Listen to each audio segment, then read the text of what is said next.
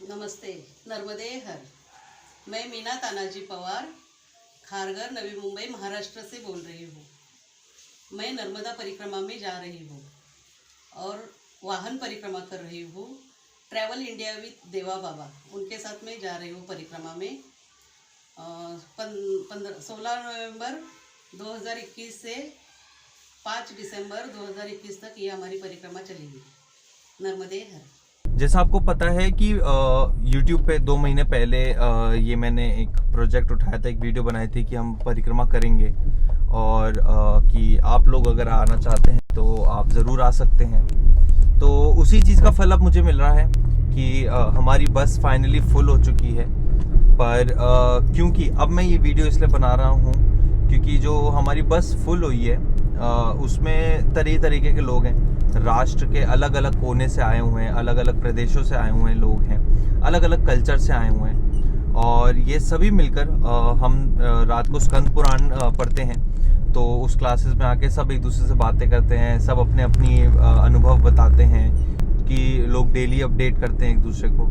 एक ही माइंडसेट के जो लोग होते हैं अगर वो एक साथ आएँ तो उसका माहौल कैसा होगा। यही बात हो रही है मेरी इस बस परिक्रमा में। हम सबको पता है कि बुकिंग अलग अलग जगहों से आई थी, उन सभी को मैंने अपने क्लास में इनरोल किया। तो YouTube पे आप लोग जो भी देख रहे हैं ये वही लोग देख रहे हैं जो बहुत सालों से, बहुत महीनों से माँ नर्मदा के बारे में स्मरण कर रहे हैं, परिक्रमा के बारे में स्मरण कर रहे हैं। तो क्यों ना ऐसे ही विचारों के लोगों से भरी हुई पूरी बस लेके जाए तो भजन और सत्संग कितना अच्छा होगा। जो लोग रिटायर हैं, एक्सपीरियंस लेके आ चुके हैं, जो अलग अलग इंडस्ट्री में काम करते थे, अब उन्होंने रिटायरमेंट ले ली है, तो वह सभी लोग एक साथ आ रहे हैं। तो अगर आप सोचिए, अगर आप लोग आना चाहते हैं इस परिक्रमा में, आप देखिए, अगर आप आना चाहते हैं, आप एक अनुभव आध्यात्मिक करना चाहते हैं कि आप लोगों की सूर्य उदय और सूर्य अस्त, ये हमारा गोल है कि नर्मदा परिक्रमा में सूर्य अस्त और सूर्य उदय होते हुए नर्मदा घाट पे ही हमारी पूजन हो, हम अपने भजन कीर्तन वहीं करें। इसीलिए मेरी आइटिनरी थोड़ी अलग है। आप बाकी टूर एंड ट्रैवल से अगर बात करके देखेंगे तो उनकी जो आइटिनरी है, वो जो रास्ता बता रहे हैं, वह सभी शहर से होके निकलते हैं। और इसीलिए जैसे आप में से कई लोगों ने मुझसे इंक्वायरी करके पूछा कि होटल की क्या व्यवस्था है, हम वहाँ पे कैसे रहेंगे, कितने रूम्स में लोग रहेंगे। तो मैं आप सबको ये बताना चाहता हूँ कि कोई भी ऐसा टूर एंड ट्रैवल नहीं है इस पृथ्वी पर, इस राष्ट्र में ऐसा कोई आदमी नहीं है जो मुझे आके और आपको आके ये गारंटी दे दे कि नर्मदा घाट पे आप रुकेंगे और वो भी होटल में। ऐसा संभव ही नहीं है क्योंकि वो चीज वहां पे है ही नहीं। इसीलिए हमारी आइटिनरी बहुत डिफरेंट है। जहां पे भी जो भी टूर एंड ट्रैवल्स वाले आपको होटल्स की बुकिंग देते हैं कि आप पूरे आश्रम में, बस 1-2 जगह आश्रम में रुकोगे, बाकी आपका सारा होटल स्टे है। तो ये बात आपकी गौर करने की है कि होटल्स तो हमें केवल शहरों में मिलते हैं। तो अगर होटलों में हमारा अकोमोडेशन हो रहा है, हमें रुकने को होटलों में मिल रहा है, तो इसका मतलब तो हम सिर्फ शहर में रुक रहे हैं। और नर्मदा परिक्रमा, ये जो पैदल परिक्रमा मैंने पहले करी थी 2016 में, उससे मुझे एक चीज का तो ज्ञात हुआ कि जब तक आप नर्मदा का दर्शन कर रहे हैं तब तक आप परिक्रमा कर रहे हैं। अब या तो ये आप डिसाइड करिए कि या तो आप ऐसी परिक्रमा में जाना चाहते हैं जहां पे आपको हर 3-4 दिन में जाके माँ नर्मदा का दर्शन होगा, या आप ऐसी परिक्रमा में जाना चाहते हैं जहां आपको सुबह सूर्य उदय और सूर्य अस्त नर्मदा घाट पे ही होगा। हम कोई ऐसा टूर एंड ट्रैवल वाला नहीं लेके चल रहे तामझाम, जिससे कि आप बस में बैठे और आपको पता है अच्छा ये ट्रैफिक लग गया, हम यहाँ जाएंगे, अच्छा ये बड़ा स्थान है, ये बड़ा स्थान में पुजारी जी हैं, चलो जी टाइम हो गया, बस में बैठो और फिर निकल जाएंगे, खाने पाने का देखेंगे जहाँ रुकेंगे। नहीं, ये परिक्रमा बहुत अच्छे रूप से भी दिखाई जा सकती है। लोग अपना बिजनेस कर रहे हैं, ये बात मैं बिल्कुल मान्यता हूँ। आप लोग जिनको बुकिंग दे रहे हैं और जिनके पास बुकिंग करना चाहते हैं, क्या आप गारंटी लेते हैं कि जिनसे आप बात कर रहे हैं वो उसी बस में होंगे? ये गारंटी मैं लेता हूँ। आप मुझसे बात कर रहे हैं, आप मुझे देख रहे हैं कि मैं परिक्रमा के बारे में बता रहा हूँ कि हम यहाँ जाएंगे, ये करेंगे, वो करेंगे, पर सोचने वाली ये बात है कि क्या मैं आपके साथ चलूंगा? हाँ, इस बस में मैं स्वयं आपके साथ चलने वाला हूँ। दूसरी बात सोचने की ये है कि जो फैसिलिटीज हम प्रोवाइड कर रहे हैं, क्या ये वो देंगे, नहीं देंगे? अभी तक आपने देखा कोई भी टूर एंड ट्रैवल आप कहीं भी जाते हैं, ऊपर नीचे थोड़ा बहुत होता है, घर जैसा किसी को एनवायरनमेंट नहीं मिलता। बट ऐसी क्या चीज है जो आपको यहाँ मिलेगी और आपको घर की कमी नहीं फुलफिल होने देगी? कमी महसूस भी नहीं होने देगी। ऐसा क्या है? आदमी को 3 चीज का जरूर ध्यान रखना चाहिए, चाहे वो कहीं भी हो तो उसको घर जैसा ही लगेगा। पहला, कि वह सुबह अच्छी तरीके से फ्रेश हो जाए, बाथरूम यूज कर सके, संडास यूज कर सके। दूसरा, उसको नींद अच्छी आनी चाहिए।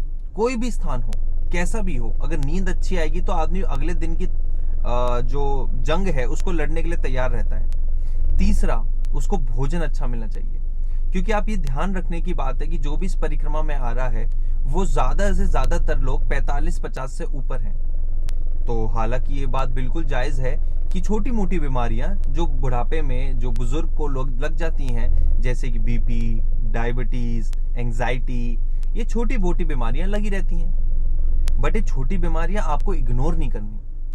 आपको पता है जो डायबिटिक पेशेंट्स होते हैं उनको वॉशरूम बहुत यूज करना होता है, तो ये फैसिलिटी कि हम उन्हें वॉशरूम दे रहे हैं ये भी बहुत इंपॉर्टेंट होती है। आप बाकी टूर एंड ट्रैवल्स में देखोगे इतना कोई मेडिकली आपको असिस्ट नहीं करता। अगर आपको वॉशरूम चाहिए तो वो आपको ये बता देता है कि जी 1 घंटे बाद हम रुकने वाले हैं, हम वहां पे यूज कर लीजिए।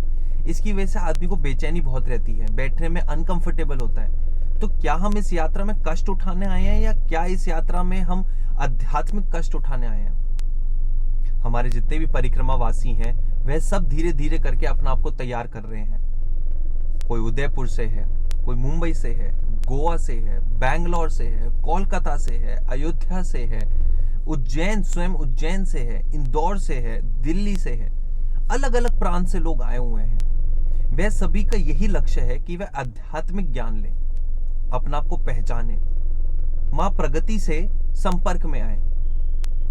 हमारी जो परिक्रमा है वह बहुत आध्यात्मिक है। हमारी दिन की शुरुआत सूर्य उदय से होती है, फिर हमारी यहाँ पे एक्टिविटी होती है कि हम हवन करेंगे। आधे घंटे का वो हवन होगा जहाँ पे हम जितना भी चाहें अपनी तरफ से मंत्र आहुतियां देंगे। उसके बाद हमारे भजन कीर्तन, योगा क्लासेस, ब्रेकफास्ट के बाद हमारी यात्रा शुरू होगी। ये रोज सुबह की हमारी एक आइटिनरी है। अब उसके बाद ये बहुत ध्यान लगाने की बात है कि हम जब सफर पे रहेंगे तो हम कितने घंटे बस चलाएंगे। ज्यादातर लोग अगर आप देखोगे जो ड्राइवर्स होते हैं, क्योंकि आपके साथ कोई गाइड नहीं होता, कोई टूर एंड ट्रैवल्स का बंदा नहीं होता जिससे आप बात कर सकें, आपको सीधे ड्राइवर से पूछना होता है। और ड्राइवर क्योंकि आगे केबिन में होता है तो वो गेट लगाने के बाद फिर ये पीछे मुड़ के नहीं देखता कि मैं 200 चला रहा हूँ, 300 चला रहा हूँ। वो अपना ट्रैवल डेली का पूरा करता है। पर ये चीज का हमें ध्यान रखना होगा। हमारे नर्मदा परिक्रमा में ये चीज का बहुत ध्यान रखा गया है कि हम जब भी बस चलाएं तो 1.5 घंटे के इंटरवल में अगर कोई टूरिस्ट प्लेस नहीं मिलती है तो हम बस को किसी शौचालय के पास रोकें।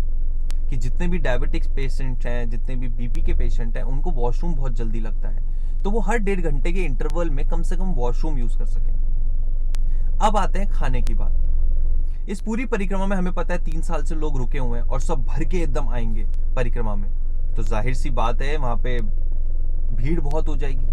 उसी चक्कर में हमें खाने की हौच पौच बहुत मिलती है। हम जिस स्थान पे जाएंगे, अगर हम नर्मदा घाट पे होंगे, तो अगर हम आश्रम पे होंगे तो हमें लगेगा 3-4 बस वाले आए हुए हैं, सब अपना अपना खाना बना रहे हैं, खाना मिक्स हो रहा है, किसका क्या खाना है, खाने वाले अलग चल रहे हैं। इन सभी झंझटों से हम मुक्त हैं। हमारे साथ हमारे खाने वाला हमारे साथ ही चल रहा है। हम जिस जिस स्थान पे रुकने वाले हैं उस स्थान पे हमारी बस के अलावा कोई और बस रुकेगी नहीं। और यही बहुत बड़ी बात है कि मैंने अपनी आइटिनरी कि हम कहाँ कहाँ रुक रहे हैं, ये जो बुकिंग कर ली है उन्हीं को ही पता है, उसके सिवाय मैंने किसी को बताया नहीं है। क्योंकि बाकी टूर एंड ट्रैवल्स अगर आप लोग मुझे देख रहे हैं तो ये आप लोग जरूर गौर करेंगे कि ये कौन से मार्ग से जा रहा है। पर माँ का आशीर्वाद है, ये 2016 से ही मेरे मन में विचार बन रहा था कि क्यों बड़े बड़े शहरों से होके जाया जाए, जबकि हम नर्मदा घाट पे सुबह सूर्य उदय और सूर्य अस्त देख सकते हैं। हो सकता है मैं आपको एक रिजॉर्ट ना दे पाऊं, आपको 5 स्टार होटल ना दे पाऊं, आपको रूम सर्विस ना दे पाऊं, बट इतना जरूर है कि आपको एक अच्छी नींद, आपको एक अच्छा बाथरूम और एक आपको अच्छा सत्संग जरूर दे पाऊंगा।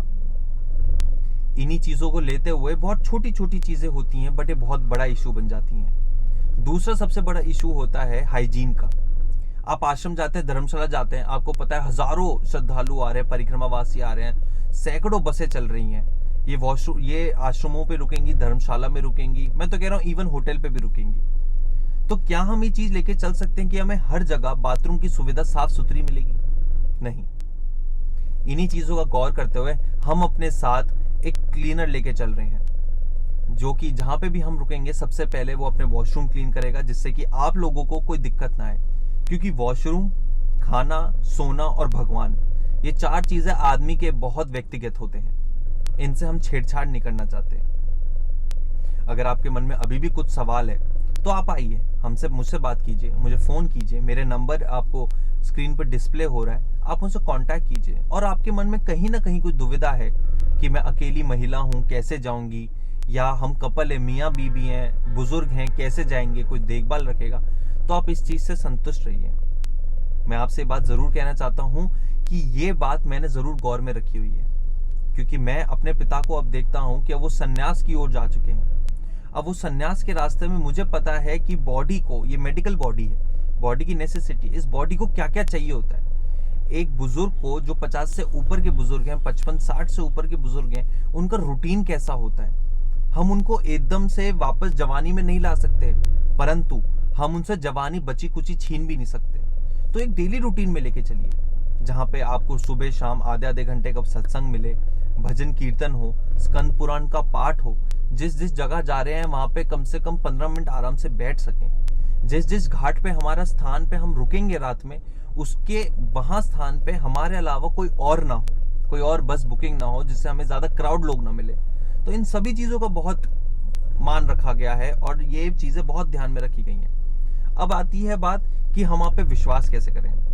बिल्कुल आपका ये जायज़ है ये सोचना कि आप मुझ पर विश्वास कैसे करिए, परंतु आप ये सोचिए 1 मिनट के लिए कि मैं अभी इस टाइम YouTube पे ये परिक्रमा के बारे में बता रहा हूँ। इनमें जो चीज़ें मैंने आपको बताई हैं, अगर उनमें से एक भी कम निकल गई तो ये दुनिया को दिखेगी बात। तो मैं सिर्फ आपसे नहीं, पूरी दुनिया से झूठ बोलूँगा। और अगर पैदल परिक्रमा करने के बाद भी मुझे ये चीज़ नहीं सीखी मैंने कि झूठ सबसे बड़ा पाप होता है, तो मेरा परिक्रमा करने का फ़ायदा ही क्या हुआ। तो आप लोग मुझ पर विश्वास कीजिए, आप इस परिक्रमा पे आइए। अब आप खुद इस पूरी दुनिया के सामने आप दिखाएंगे कि हमारी जो वाहन परिक्रमा है वो डेली आपको लाइव एपिसोड के साथ YouTube पे दिखाई देगी। तो आप अपने सगे संबंधी, दोस्त और जितने भी बाकी लोग हैं उनको आप बता सकते हैं कि हम डेली आप हमारी बस की परिक्रमा देख सकेंगे YouTube पे, मेरे इस चैनल पे। तो ऐसी कोई डाउट की मैं आपको जगह ही नहीं दूंगा कि आप सरेआम दुनिया के सामने ये बता सकते हैं कि हमें इस चीज़ की कमी थी। इन सभी चीज़ों का मैं ध्यान रख के चल रहा हूँ। तो प्लीज़ आप लोग भी मेरे इस मिशन का ज़रूर सहयोग कीजिए। आप लोग आइए, मुझे मौका दीजिए आपको एक बार इस परिक्रमा को आध्यात्मिक तरीके से ले जाने के लिए, क्योंकि बहुत हो गया है।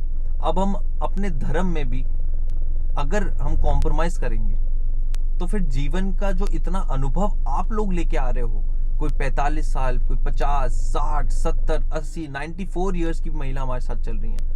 आप लोगों का इतना बड़ा जो अनुभव है, अगर उस अनुभव को मैं फेल कर देता हूँ तो मैं तो अपने कर्मों में ही फेल हो गया।